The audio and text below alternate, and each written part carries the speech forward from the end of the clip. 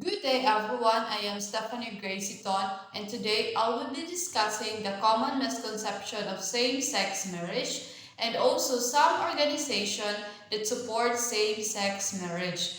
Now, let's begin tackling the 6 misconception of same-sex marriage. The myth 1 is definitions like marriage don't change. Actually, they do. Societies change and in turn social definitions change too. Social definitions are not the same as scientific definition, which either don't change, example triangle, or change infrequently, example is planet. Social definitions are constantly being updated. For example, the definition of voter, our most important marker of citizenship, only recently came to include indigenous voters in 1963 and 18 years old in 1973. Previously, you needed to be a non-indigenous and 21 in earlier decades. You also needed to be male and to have substantial property holdings. Things changed. Second myth is marriage has always been between a man and a woman.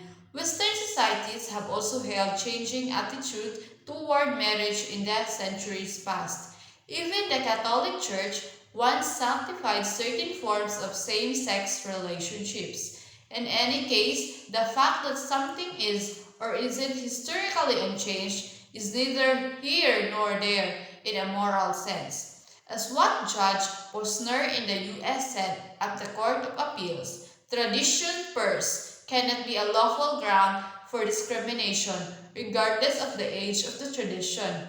If tradition mattered more than anything else, then of course we would need to hold on to some other Western traditions, such as slavery and capital punishment for property theft. Things change as they should do. Myth number 3. Children need opposite sex parents to thrive. Simply untrue and debunked in countless studies. In a societies where we must live together in mutual respect, we cannot base public policy on intuition and anecdote. We must instead look at what actual evidence is available. The fact that you grow up with a mom and dad and turn out okay does not count as adequate evidence. Myth number 4. You can have equality without calling it same-sex marriage. The argument here is that a term like civil union is just as good since it secures many of the same tangible benefits. For example, in a state that recognizes same-sex civil union, partners have the right to be contacted as next kin by hospitals when something goes wrong. These benefits are undoubtedly useful, but as we have long known, at least since the day of separate but equal schools, separateness amounts to be symbolic inequality. The point of including everyone within the same terminology or marriage is to express an equality of status. Myth number 5. Marriage equality affects religious freedom. No, it doesn't. It is clear that any marriage equality law passed, example in Australia, will exempt religious celebrants from having to officiate same-sex wedding. A related myth is that legalizing same-sex marriage affect the freedom of speech of those who oppose it on religious grounds. This is also incorrect. The fact that a law is on the book does not mean you are barred from disagreeing with it, any more than you are barred from disagreeing with the current law. The new law affects only who can get married. Myth number 6. God opposes marriage equality. There are many fallacies in this approach, but let us focus on just one. That even if they somehow feel with certainty that they know what God intends in a Western liberal democracy, it is inappropriate for them to impose their private belief publicly. While their faith can inform their private choices, it should never be used to coerce other people's private choices.